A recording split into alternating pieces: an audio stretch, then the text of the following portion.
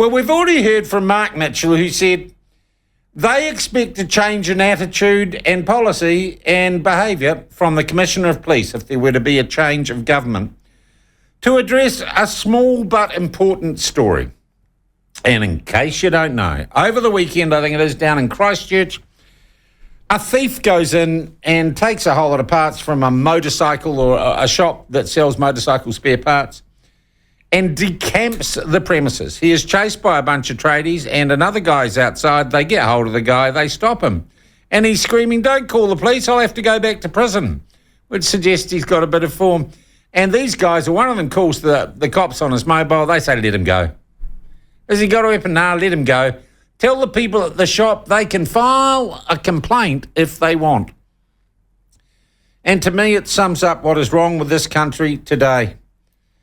And we got to find a way to fix that because it ain't right. And I think someone who came out without any prompting in a political party that came out and made comment about this was New Zealand First, and the leader of New Zealand First, Winston Peters, joins us by video link now. A small story, Winston, but so typical of what many New Zealanders see as the problem with this country today. Well, it might sound like a small story, but it images an attitude at the top of the police, which is not in defence of the workings of the police at the ground level or on the streets or in the villages of our country, and it's certainly not what the country wants. To tell a group of people who are going about their lawful business, who are being the victims of a robbery and who have made a citizen's arrest, to let him go is just appalling. And there should be consequences. And the Minister of Police should be telling us what on earth's going on here. Not sitting behind the end to try and defend the system, but she should be telling us right now who on earth gave that direction. Well, Ginny Anderson told Parliament yesterday she had made no inquiries about the story of the police. Well, then she's just wasting her time in the job. Because, there's a famous thing. She's Labour. And in 1972, Norman Kirk's speaking to his new cabinet ministers, and he said, "Your job is to defend not the department from the people, but the people from the department." And there she is doing the very reverse, and therefore it beggars me how they get this job and don't understand what their responsibilities are, because this is a real scandal. It's not manufactured, it's real. All right. The police say, or the only real official explanation we've had, I think, from the district commander, we were busy responding to domestic violence or family harm incidents. And I've heard anecdotally that the police indeed do spend a lot of time going to homes where someone's hitting someone or someone's going awry. Would you prioritise some stolen motorcycle parts over a possible domestic violence incident, or should we have the capacity to do both?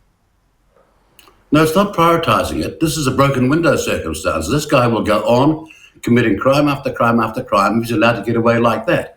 And this is the most blatant example of this tolerance of crime. You've got to stop it and nip it at the bud. Maybe turn that guy's life around. But what you cannot do is have innocent victims who are going about their duties being told that, well, you're of no good to the police. The fact the police, and dare I say it, well, all these agencies are better off when they've got a community helping them. But the very message coming out of this shocking incident, it won't be the first time, is that the system that we once thought was law and order has massively broken down. And there's no excuse for this.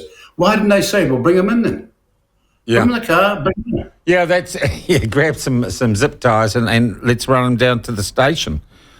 I have seen a lot of comment online and police forums and police chat forums that this goes to police headquarters, this goes to the Commissioner of Police, that he is perceived as being someone who isn't into traditional policing and wants to police by consensus. Do you think, and Mark Mitchell said he would need to change his attitude and his approach if the government were to change, if National were to be part of the government next time round. Do you think Costa is a problem? Well, I don't want to personalise this other than to say that it is the citizenry of this country, the people of this country whose reputation and well-being is my concern. It's not that of a highly placed official, no matter who that official might be. But the reality is, if they think that this is the way that law and order can work, then they're clearly not understanding what the circumstances is. And we in this country at the moment have people who know with great anxiety the deterioration of our situation of security in our streets and in our homes. A whole lot of people, if you go to meetings, they now, for the first time, say it's been developing for a few years now, but they're starting to realise that this country is not safe anymore and has features of certain countries where you would be very scared to go out at night. But who would go down to Queen Street in Auckland at night now? Who would go down to CBD in Auckland? But not just Auckland, Rotorua, Tauranga and places like that. At night time, people are becoming scared, and it's awful that should have happened. All right. Look, just while I've got you there, and I know it's been interesting, I've been reading your speeches as you go around the country, hunting that 5%, Mr. Peters. And I would say, to be honest, straying into, if you like, anti-vax nutter adjacent areas. You were talking, I think, in Dunedin about unexplained deaths or death rates in New Zealand. I wonder what you make of and what message you would have to one prominent anti-vax nutter, Liz Gunn, who has announced she is forming a political party and expects within a week to get 500 paid-up members and be able to register for the general election 3 months ago. What advice might you have as an elder statesman of New Zealand political campaigning to someone like Liz Gunn, and indeed the plethora of minor parties that seem to be popping up at the moment? Yes, but there's always been a plethora of minor parties over the years, one after the other, who don't understand how difficult and how expensive and time-consuming it is. All those three things, they don't understand how difficult it is to form a political party, and it's really a tough business. And so they believe that they've got the answer, and they start and they a bit like the famous poem, full many a bloom was born to rose, or a flower was born to bloom and blush unseen and waste its sweetness on the desert air. Remember that famous poem? It's a flash in the pan, they come and go. And we're not wasting our time out there. If anybody here knows anything about polling, then they'll know that the polls are biased. We just saw a poll yesterday that has all the other parties in it, excepting one. New Zealand First is not even in that poll, and we've got that survey now. Where was that poll? What poll was this, Winston? I saw vague mention of it, but I didn't have time to look into it yesterday. That's the Farah poll. Oh, did Curia not put you in a poll? We're not in the list. So if you were to choose another party, we're not there, and we've got it now, and we've always known that. Because you don't pack the halls out. Can I just say that surprises me, because I'd say that Curia is generally pretty good with its polling and its accuracy, and has signed up and I got all the certifications. So I am quite surprised by that. Do you feel it is politically motivated? I didn't expose this. Somebody else did. Yeah. And somebody sent to me, and I thought, I don't believe it I'm just reading here, because I've always suspected it. As someone with a political science degree, has been in politics a long time, been in a lot of campaigns, I'm looking at it and I'm saying, these people are lying. And they're trying to cancel us out. We talk about cancel culture, but this is trying to cancel someone right out. And the media, as you know, that we're going to go to Napier this weekend. Look at the size of this meeting going to be on this weekend. And you can bet one thing. The metropolitan media, TV1, TV3, and the RNZ will not cover one thing I'm saying.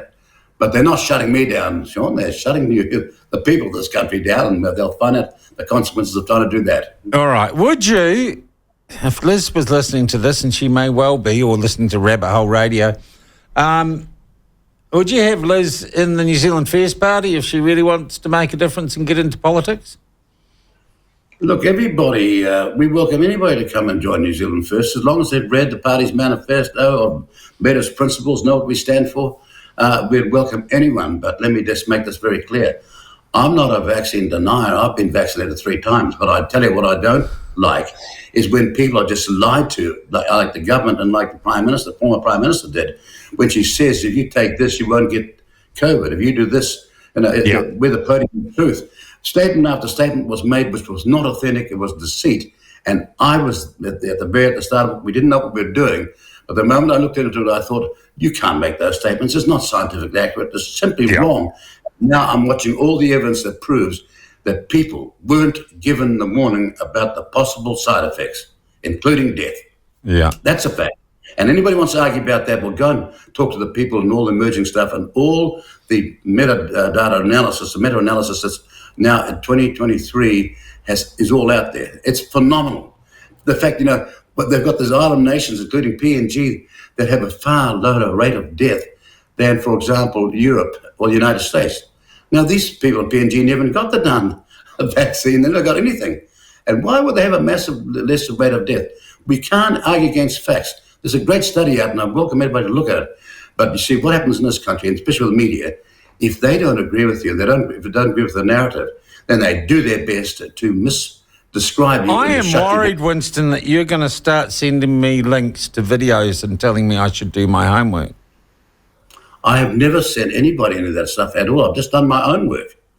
And why I say I do it, because as a trained lawyer, and also someone who's been in politics a long time, the knack of any successful operation is to learn to ask good questions and don't stop until you've got good answers, instead of this crap we've been fed. Let's see. I can identify with that, Winston. That's for sure. Look, just one other thing. Kerry Allen, the Minister of Justice, mental health leave, questions about her bullying her staff. Do you think we could possibly lose another cabinet minister before the election? I mean, it's looking very careless, or it's looking like a pattern of behaviour now. Well, this is tragic in a way, because Kerry was almost on her deathbed a few years back, and it was great to see her go to have medical treatment and turn around this cancer she had. It was brilliant to see that, and it's very sad to see what's developing now. But here's the real point. When the Francis report was done into parliamentary political parties, only one party survived it. That party was New Zealand First. And Mallard wouldn't tell the public that. This is what stinks.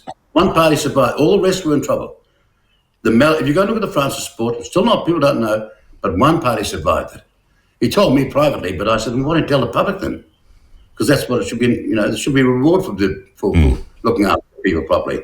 But he didn't. Isn't that pretty bad? Okay.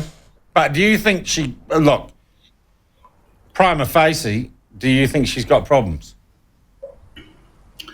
Well, you get to this conclusion, not once, but too many times is a worry. Yeah. I could understand that she might have, as she said, she's had mental problems, because frankly, the wheels are falling off the whole thing. Government has been shown since 2020 to be incompetent. Yeah. That's the problem. Yeah. Hey, Winston, I've just got a text through on that poll, and I will look into this. Sean, I did the Internal Taxpayers Union poll that was about what they should focus on in the election. Whilst New Zealand First wasn't in the list, I don't think it was a courier poll that will be released. Right? So it may have not been a full political... It was a piece of research. Well, tell the people who sent you that text, naff off and stop giving us bull dust. Well, okay, I'm going to have a look at it, and I'll come back to you when I find out more. They've just admitted it. And now he's trying to explain this. No, I'm not trying to explain it. I've got some texts from people. No, not you. They have just been found out. They've just admitted it, and now they're trying to explain it away. Yeah. It's disgraceful. All right. Winston, I thank you very much indeed for your time and joining us on the platform once more, and for your insight. That is the leader of New Zealand First, Winston Peters, joining us by video link. You can, of course, pick that up on the platform. And if you're a Platform Plus member, gosh, I'm going to have to put the price up, I think, just $3 a week. You download the app, you go to our website, it's got instructions there, you just click, it's like it happens in the modern world. $3 a week, you're a Platform Plus member. It means you can download and listen to all our stuff offline. And of course, we take all our interviews, and my ravings, and Marty's interviews, and Michael's interviews, and we put them into little podcasts.